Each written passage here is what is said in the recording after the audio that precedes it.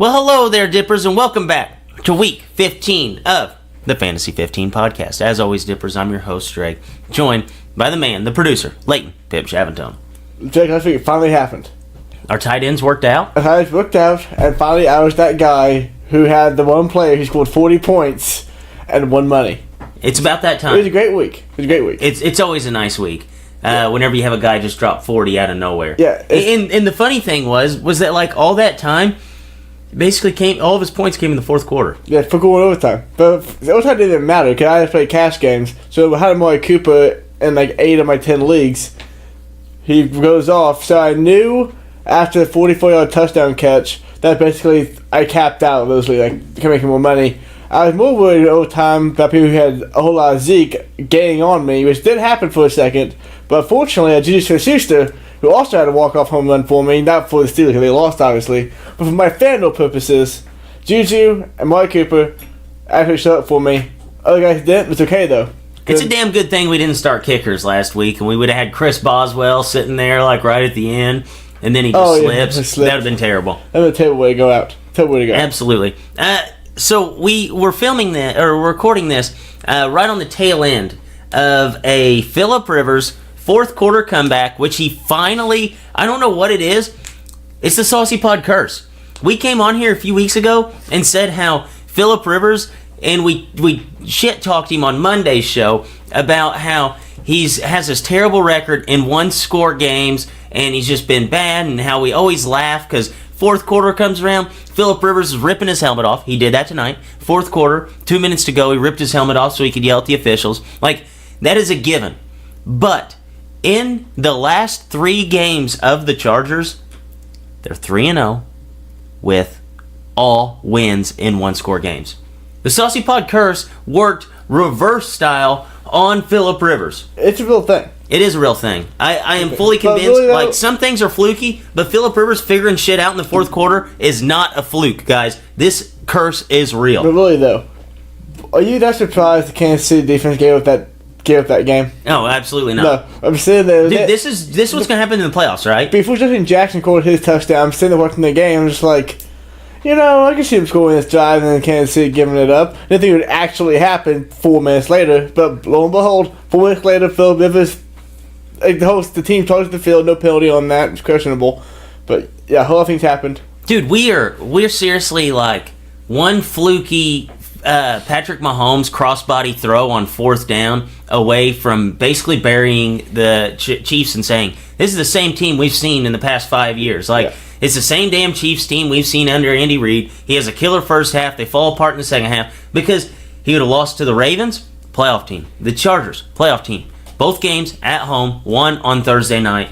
Unbelievable. Yeah, every year, the same thing. Every single year, man. It's crazy, right? Yeah, like whenever they show the stats, like, oh, Patrick Mahomes is probably going to get 50 touchdowns this year. Absolutely not. He will not get it because they will have that collapse that is inevitable with Andy Reid. They are the Toronto Raptors versus LeBron James. That is exactly what they are. December and January is LeBron James. They're the Raptors. They just can't figure it out. Yes, I agree 100%. So latency, it is going to be a very, very tough week to pick. It's brutal. It is brutal. Absolutely brutal. I mean, I was talking to you before we started. I said, dude, this is like the hardest week I think I've seen on a slate of games this whole entire year, which, obviously we have the Saturday night games, or the Saturday games, so those, off of our slate. Thursday just happened, off our slate. Monday's off our slate. Sunday night's off our slate. So let's get to it, latency. Let's get dirty. We're going to have to play in some mud. But before we get to any of that, producer, you know what to do.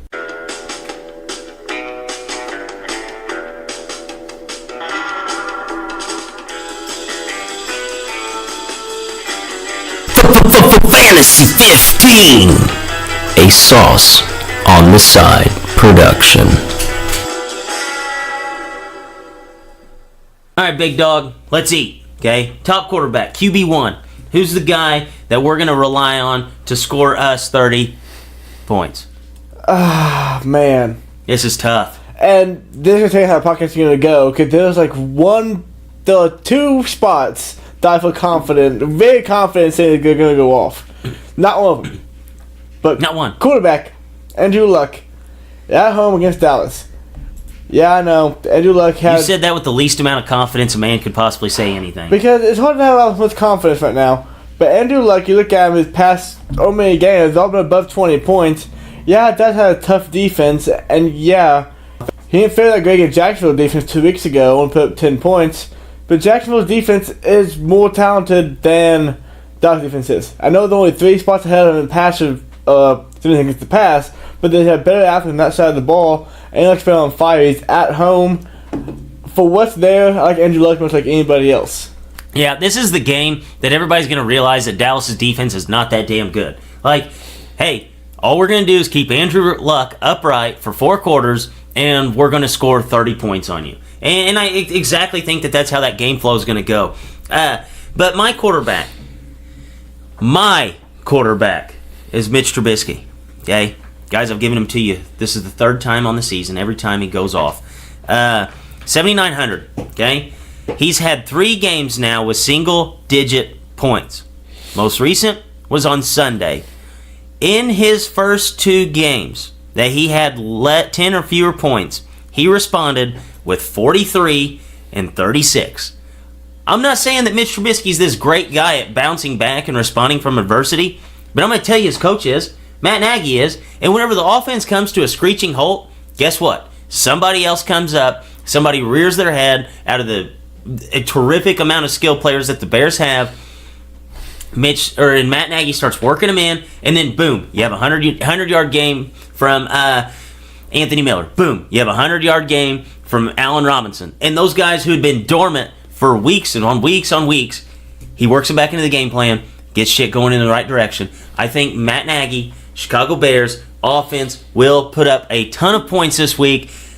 And this team is unbelievably pumped for Sunday. I mean, every single Bears player is posting pictures of them just annihilating Aaron Rodgers, talking about how it's Packer week. And the Bears have a chance to clinch the division against the Packers. If Mitch Trubisky does this, and he has the kind of FanDuel game that I think he's going to have, he will be a legend. They'll probably put a statue out front. But just talk about the Packers for a second and how bad they are.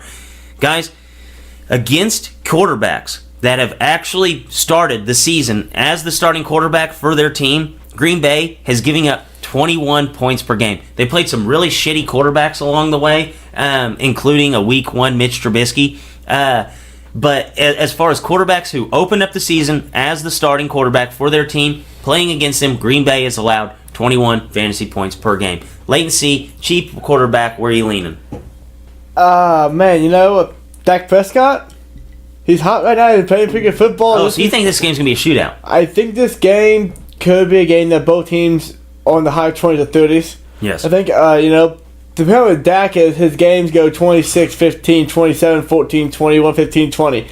It's every other week thing with him. Kind of 3 straight home games, goes on the road to Indianapolis, but I still have faith in the Indianapolis defense, and this is the best Dallas has looked in a year and a half. I think the best they looked in almost, 30-some-odd weeks now. This might be the best that the offense has looked since Tony Romo was under center. Yeah, so this is kind of just me just looking at the price tag, saying $300. I don't love the price tag for him still, but riding the hot hand, basically. This is the hot hand fallacy. Fine. See, the awesome thing about this right now is that you are riding the hot hands. I cannot get any colder with the picks that I'm going with right now. I'm going Kirk Cousins, 5,800.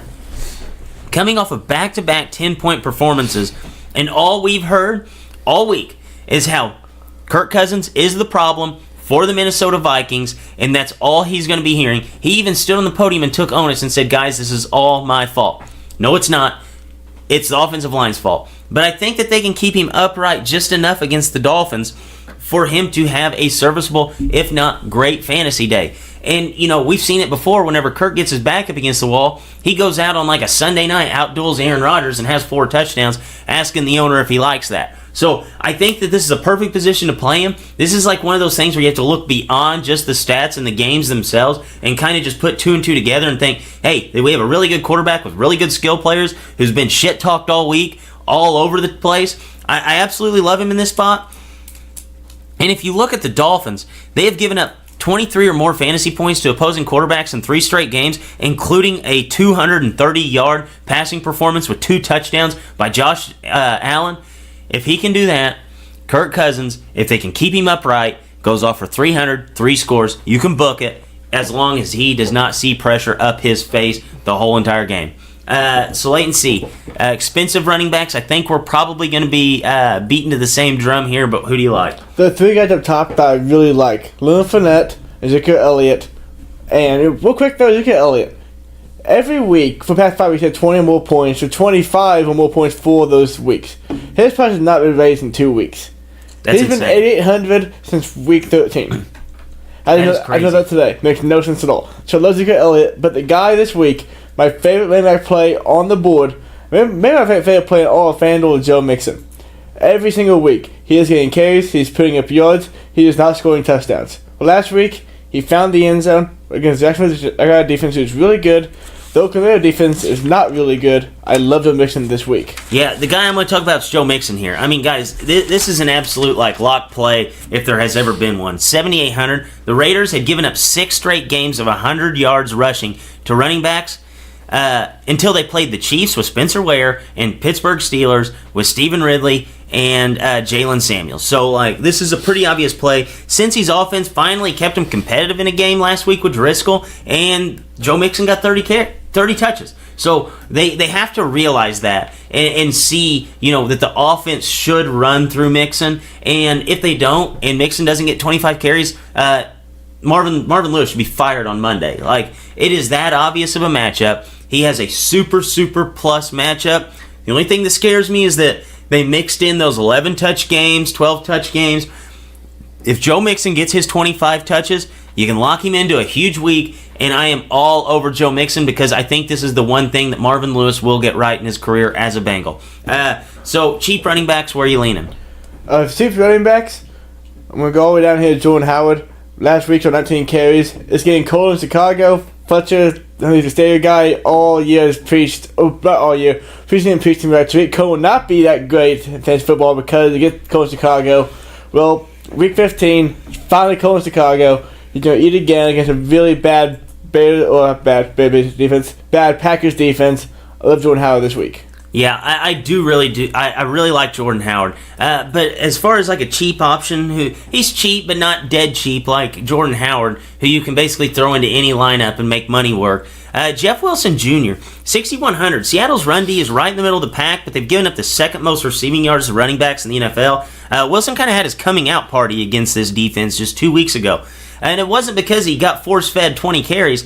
It was because he got nine receptions. So, he is right on pace for what the Seattle defense has given up. He kind of his one game stat section is basically the mold on how running backs have had success against the Seahawks. And if you look at it, in a loss he had 8 receptions. In a win, he had 23 carries. So game flow, throw it out the window with this guy. He's going to score you fantasy points no matter what the position is of his team. I really do like Jeff Wilson Jr. this week.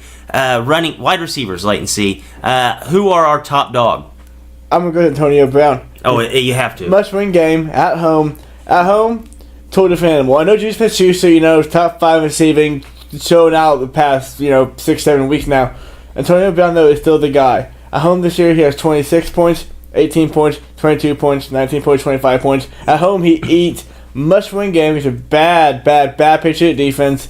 I love Antonio Brown. I do love Juju, but I'm going to make Antonio Brown work this week. Yeah, you have to make Antonio Brown work this week. I'm just going to tell you that. In his last 2 games he's played against New England, whenever he was fully healthy, he had 133 yards and a score, 7 catches for 106 yards the second game. And his games prior to that, he had a touchdown in every single one of them. So if you look at, New England is giving up a touchdown to a wide receiver in 5 straight games. So if you're going to play a guy in a shootout, you have to play the best player. Antonio Brown, like Leighton said, has been a manimal at home. He's going to feast this week. And, he's not one of those guys who's going to be quiet. If he doesn't produce, he's going to be talking to the coaches. He's going to be talking to Big Ben. He's going to be talking to everybody in that locker room, telling them to get me the damn ball. I'm the best wide receiver. I'm probably the best wide receiver in the NFL. Feed me the ball. We win this game. We lost to the Oakland Raiders last week because I had my worst production of the season. 35 yards for Antonio Brown. I would like to know when the last time he did that whenever he was actually healthy for 4 quarters. That shouldn't happen. It's not going to happen this week.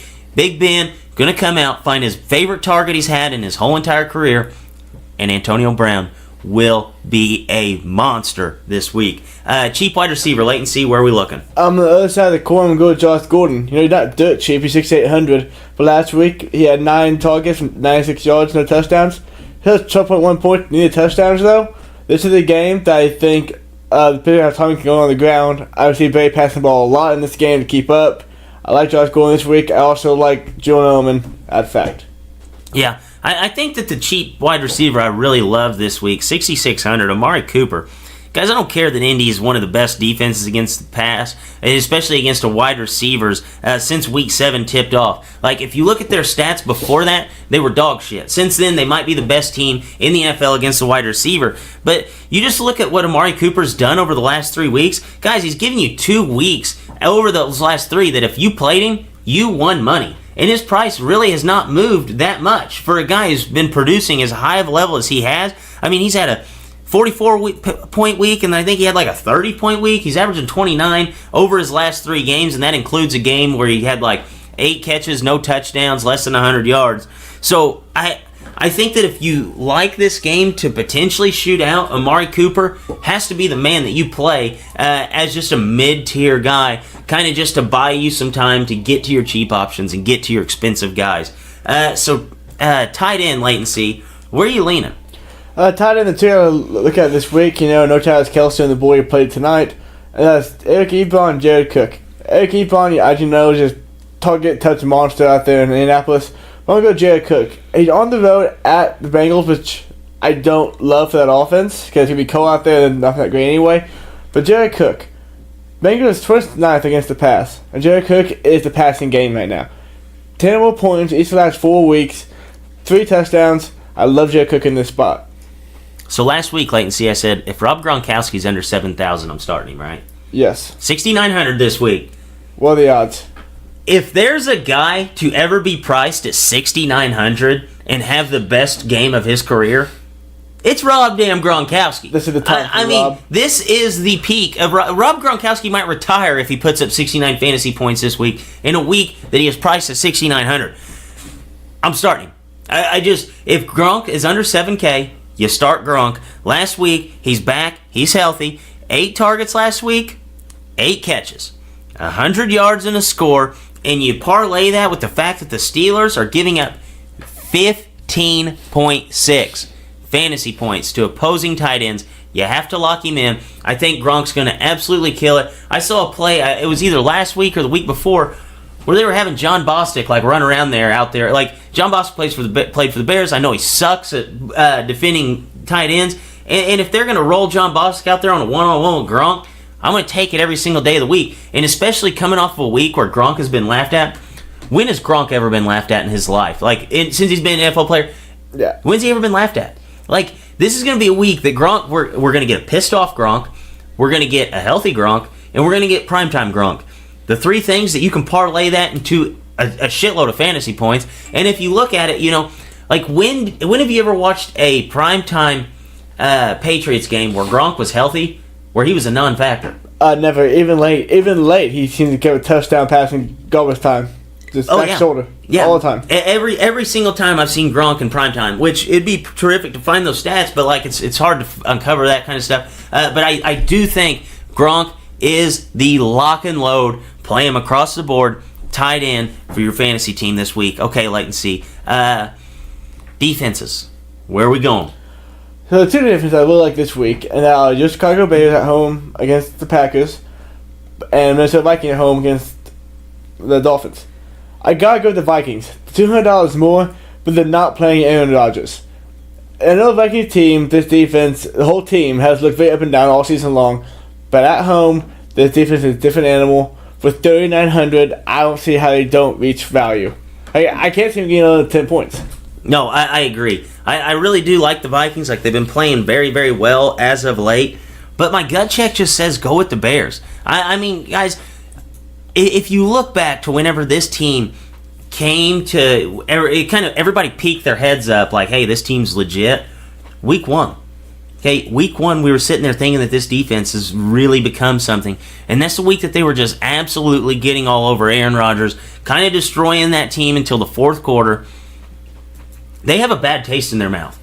Do you think that this team's sitting there pissed off still from week 1 whenever they let that game go through their hands? I think this is going to be a huge statement win to a Bears team who went against the number 1 offense last week in the NFL, in the Rams, and they scored 20 fantasy points on them and didn't even score a defensive touchdown. Yeah, no, I do like them. I love them. I like that, yeah. I love them. Also, if you're not confident with a guy who's sitting here just pumping the Bears down your throat, I do think the Jags are a fine play. Like, they're going to be playing a quarterback who's thrown like 6 meaningful passes in the last like 20 years. So the guy was on the depth chart behind Mark Sanchez last week. So that just gives you an insight to where this team was going. Obviously, you know, we saw the Giants. They had 23 points before that quarterback took over. I don't think that he's the answer. I honestly, like, nobody really even knows who he is. So I think the Jaguars are going to be a fine play. They had 17 fantasy points just 2 weeks ago against the Colts, pitched a shutout against the Colts. If they can pitch a shutout against the Colts, they can absolutely drum a guy who was sitting behind Mark Sanchez a week ago. So I found Gronkowski's primetime stats for you. Okay. Up to date. He has played 30 primetime games. You get that when you play for the Patriots or the Cowboys. Absolutely. He has nearly 1,900 yards, 120 receptions, and 21 touchdowns. He has more touchdowns. Wait, how many games he played? 30? 30. Okay. I was getting ready to say he has more So touchdowns. only 9 times has he not caught a touchdown. And this year was like 2010. Keep in mind, Gronk became the animal in 2011. Or 2011. So I love my odds. Yeah, Gronk's good. Gronk's a good play. Yeah, Gronk is amazing. Wow, those are awesome primetime stats because if you average it out to like an actual NFL season, that's over 1,000 yards for a season. Yeah, yeah. That's crazy.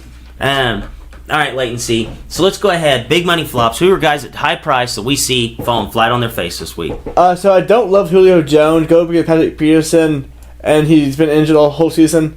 All Packers I'm going to avoid. And 2 more guys I'm going to avoid because of injury. James Conner. Mike Tomlin said he might be able to play. I'm not going to throw him out there. And Odell Beckham Jr. He had to leave the facility to go get treatment on that quad. I think yesterday it was. So just because of that, I'm not going to play him either. Yeah, I think I'm going to stay away from anything in the Steelers or backfield. I mean, even if Samuels plays, I don't know if I can trust him. Just because his fantasy performance last week, like he caught a ton of balls, but I think that it's going to be more Antonio Brown, like just deep fly it out there. I think I'm going to stay away from everything on the Pittsburgh side of the ball that's not Big Ben, Juju, or AB. Yeah. And then other quarterbacks that quarterbacks that I don't really like. I absolutely hate Aaron Rodgers this week. I don't love Russell Wilson just for the simple fact that I think that they're going to get up big, and this is a team that's just been ball dominant, running the ball down teams' throats, and I don't think that's going to change a bit this week. And then also quarterbacks, I don't think I can. This will be the first week that I'm going to kind of come off of Lamar Jackson, just for the fact that like we say that the Tampa Bay Buccaneers, like we play a quarterback anytime they play them because they get beat over the top. Yeah. Lamar Jackson's not going to beat you over the top. He's got to run 3 to beat you. Jason Pierre-Paul has actually been playing out of his mind. The whole Bucks front 7 is pretty solid. So I'm going to stay away from that whole situation there. As far as running backs, I don't think I can start Saquon Barkley. 9,400, and he's going to be playing against one of the best teams against the run in the Titans. So I just think I'm going to shy away from that, especially if OBJ is back. I think that this is going to be one of those games where like OBJ comes back in a big way if he is able to play. And then at wide receiver, man, I don't think I can start T.Y. Hilton. No? I really don't. I don't know. I'm not fair to T.Y. Hilton. The injury does bother me. Byron Jones is a dog. But I don't know. I can do like T.Y. in that game too, but can I play him for 100? I don't know. Probably not because more than Juju does. Yeah, I see. That's what I'm saying. Like, if you look at his price, he's priced as a guy who's just been going off for 100 yards every single game, playing like an animal. Well, you have to kind of parlay that to the fact that he's hurt. Like, he is legitimately hurt. Like, you see him catch a ball, and he just kind of runs 20 yards, and then once the first defender comes close to him, he runs out of bounds. Like, I want my players to be able to do more than that. But I mean, if it's not a guy that I didn't name this week, I'm really not going to be playing. Yeah, no, because really there's just nothing like. The pickings are slim. They're on a good matchups. They're literally throwing a dart at a player saying, okay, this guy could do this, and you're going to get it right. Yeah, no, I definitely agree there. So latency, neat stud alert. What are quarterbacks that are going over 30? Skill players that are going over 20? Spoiler for the future, no quarterback is 30 points this week. But last time we said that, I'm pretty sure we were right. But for flex guys, Saquon Barkley, like him, Ezekiel Elliott, Leonard Fournette, love both of those guys. Joseph Schuster, Antonio Brown, love them. I like David Johnson. I like Edelman, Gronk, even James White might play this week. I like those guys, but really though, like that's it. Tyler Boyd, I like him to do good, but we get 20 points. I don't know. Yeah, I think the only guy that has a prayer to go over 30 would be Big Ben. Like this is like the perfect like Big Ben back up against the wall. The whole Big Ben like saga was on display last week. Like, is he hurt or isn't he? I think that if there's a quarterback that goes over 30, it's going to be him. As far as running backs, obviously the way that Ezekiel Elliott's been getting force-fed the ball, he's almost a lock for 20 every single week. Joe Mixon, I think you can lock him right in for 20. A scary play, though, that I could really see having a ton of value would be Sony Michel. Just because he is getting a ton of volume, Pittsburgh's been very, very volatile against the run. So he could be a sneaky play that could get you over 20. And then at the wide receiver position, really, I think that there's going to be one guy this week that is going to go berserk.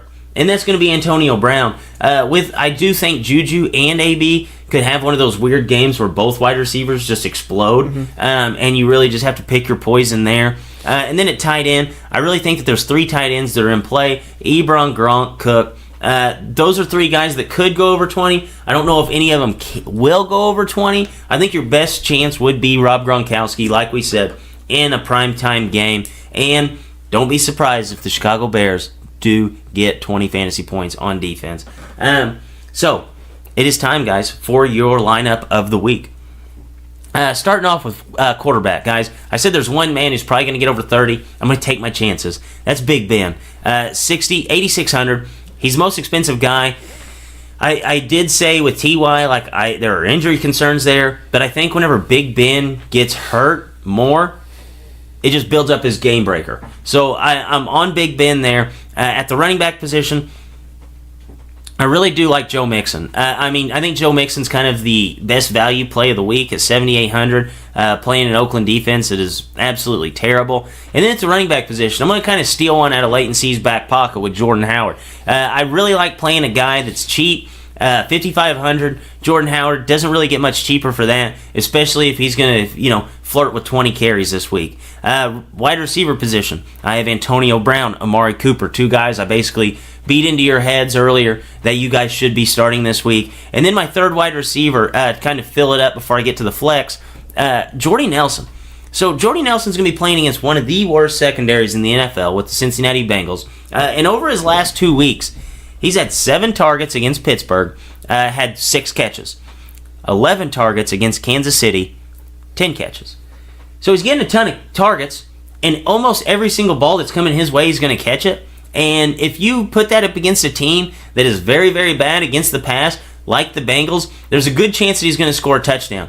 I've been on here before. I can predict opportunity. I can't predict touchdowns. But whenever you add the fact that he's going to get a ton of opportunity, and the fact that the defense is not that good, the touchdowns will probably be there. I like him to find the end zone at least once this week. And then I'm going Rob Gronkowski at tight end, primetime guy.